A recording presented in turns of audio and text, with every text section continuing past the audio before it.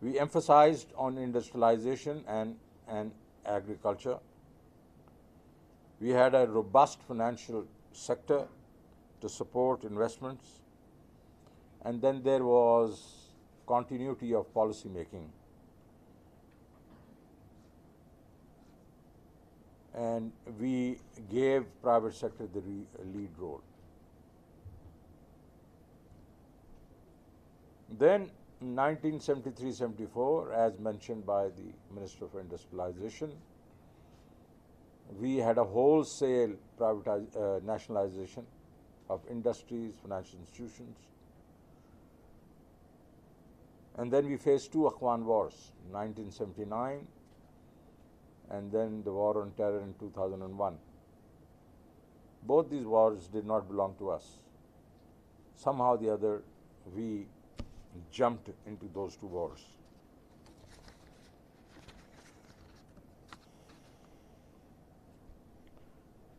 Between 1974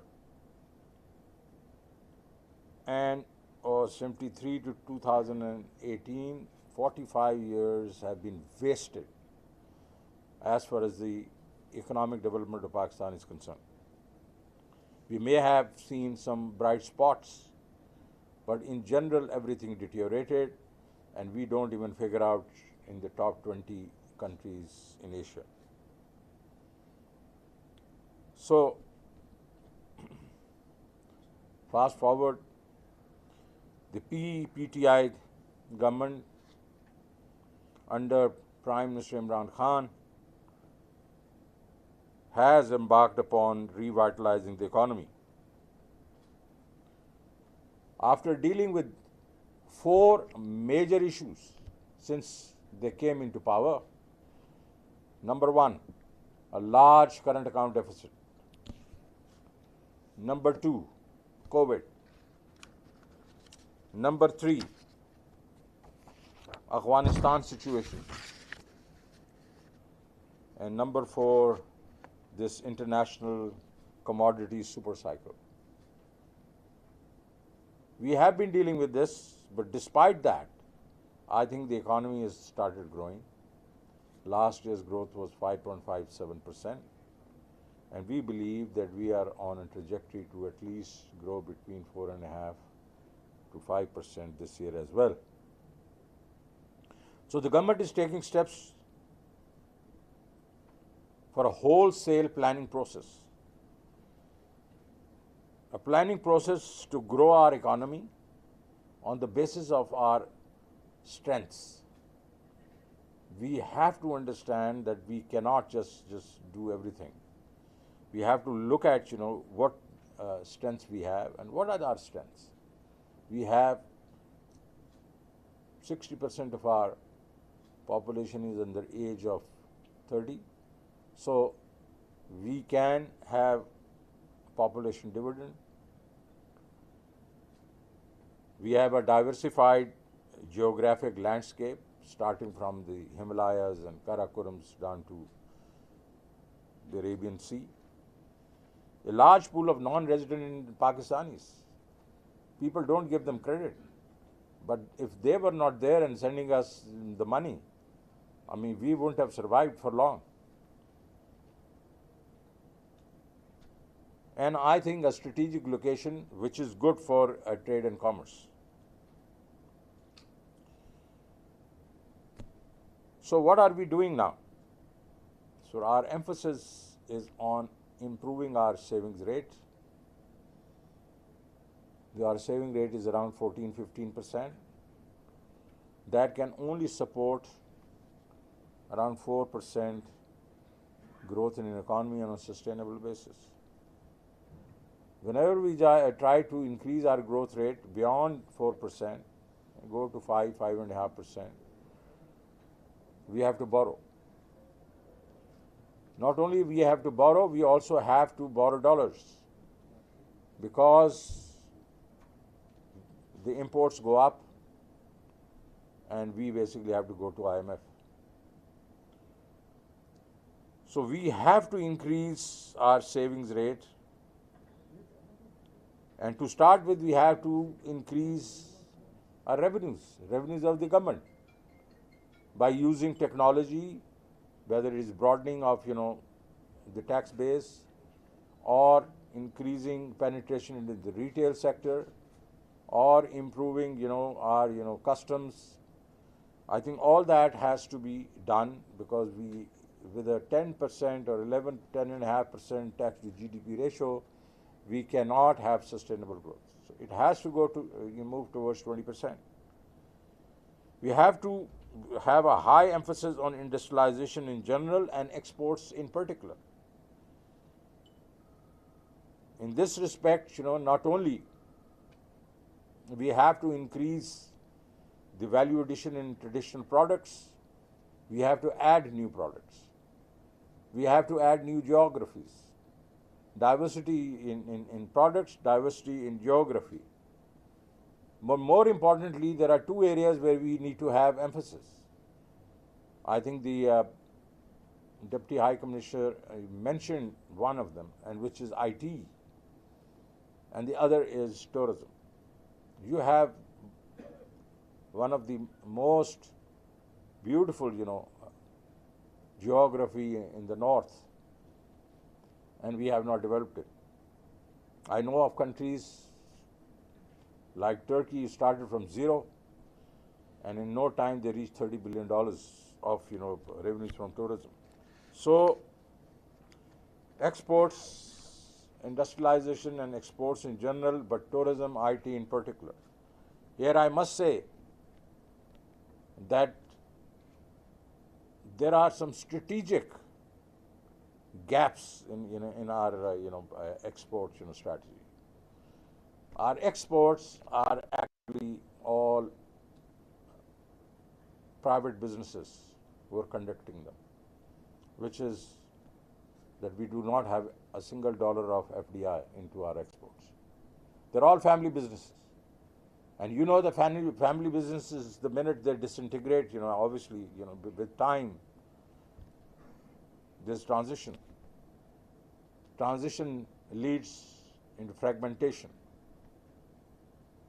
And fragmentation of industry means that you don't have scale, you don't have obviously the ability to add value. So that is why your export industry, if you look at each one of them, over a period of time has fragmented. There is no scale. Your average spindlage today may be 30,000. Average spindlage, in India is probably over 100,000. In China is 200,000 spindles. So I think unless you do not consolidate, and we had a problem, and this is also a problem with our industry, that we only had a liquidation law. We did not have Chapter 11. We did not have a structuring law. We now have a Corporate Restructuring Act, Chapter 11, that gives us the ability to restructure our industry, consolidate our industry, so that we can make it, obviously we can create value addition. The second main thing was, as I said, exports, emphasis on exports. And one of the reasons why we do not have sustainable growth is also that our exports are around 8.5% of our GDP, rebased, and our imports are in excess of 18.5%, it's closer to 20%. So you have a gap of around $40 billion there. Now, I mean, we are thankful to the non-resident Pakistanis. They chip in around 32, 31, $32 billion, and plus this, the RDA gives another $3 to $4 billion. I mean, that we are surviving. But we have to narrow this gap. And this, to me, one of the areas which will help us is IT.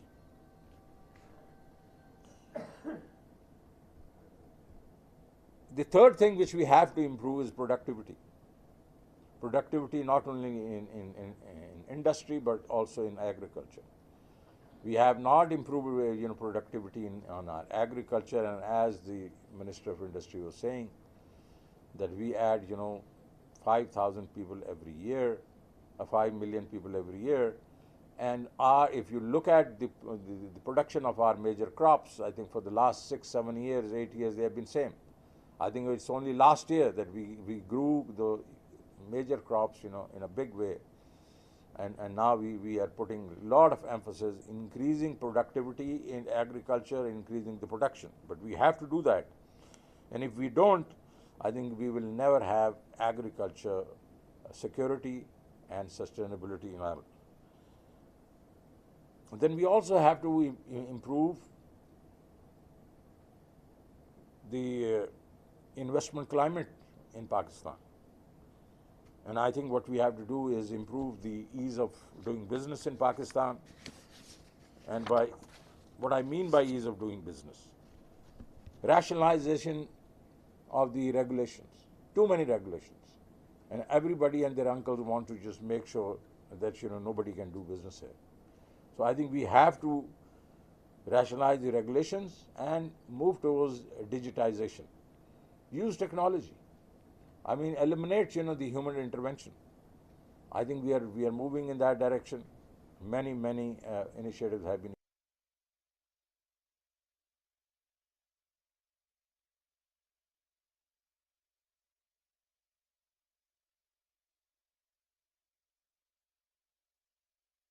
We include the bottom echelons of our economy into the economic progress. We have been waiting for the trickle-down effect or working on the trickle-down effect for the last 74, 75 years. And the trickle-down has never reached the bottom segments of our society in a consistent manner. Whenever we have grown for 3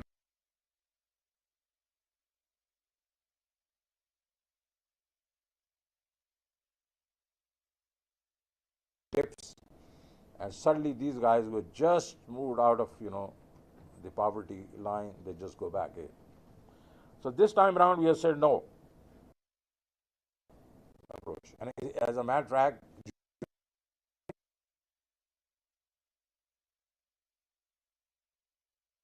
in the last 25, 30 years. So we have now brought in programs like Kamyab Pakistan program, Kamyab Jawan, Ehsaas, health card. All these things are going to help us make sure the bottom 4 million families in the next 5 to 10 years, they can stand on their own feet. They should not be looking for handouts. They should be earning their own bread, and I think that's one of the things. So net, what we want to do is to achieve an inclusive and sustainable growth over the next 25 to 30 years. And this is what countries like China have done, Turkey, I mean, you name it, all those countries which have moved into the next orbit, whether it is Singapore or, Taiwan and others. So they have grown at a sustainable growth of 6 to 8% for 30 years plus. And this is what we want to just also grow.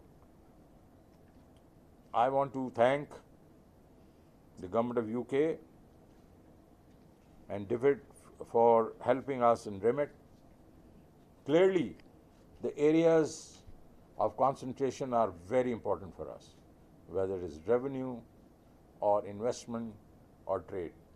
They're very important in our strategy. So I would like to thank them, and I also want to make sure that we work hard, because they're facilitators. We have to work. We have to achieve these goals which we have set for ourselves. So I think I want to thank them, but I also want to thank the team which is working on this program from our side. I think these guys are putting in a lot of hard work. This is not going to be easy, because when you re-engineer anything, I've re-engineered a lot of corporate entities. Never been easy. And this is a country, and a country which basically has not worked, I would say, or has not been in the right direction for the last 45 years. So then to put it in the right direction, I can tell you it's a great challenge. I can talk to you about Habib Bank. Habib Bank was an entity which was national entity, but 32,000 people. And it was a nightmare to put it in the right direction. Once we did that, It has attained speed and now is a very, very profitable entity. So I have no doubt that we have the capability amongst ourselves, because our human resource is very, very resilient, and I can tell you has the right kind of material to do this. I can also give you another example. I used to work with Citibank in UAE, and I used to have in one building 24 nationalities. I can tell you Pakistanis were second to none. So I have full faith in the people of my country and also in this team which is leading this effort. So thank you very much.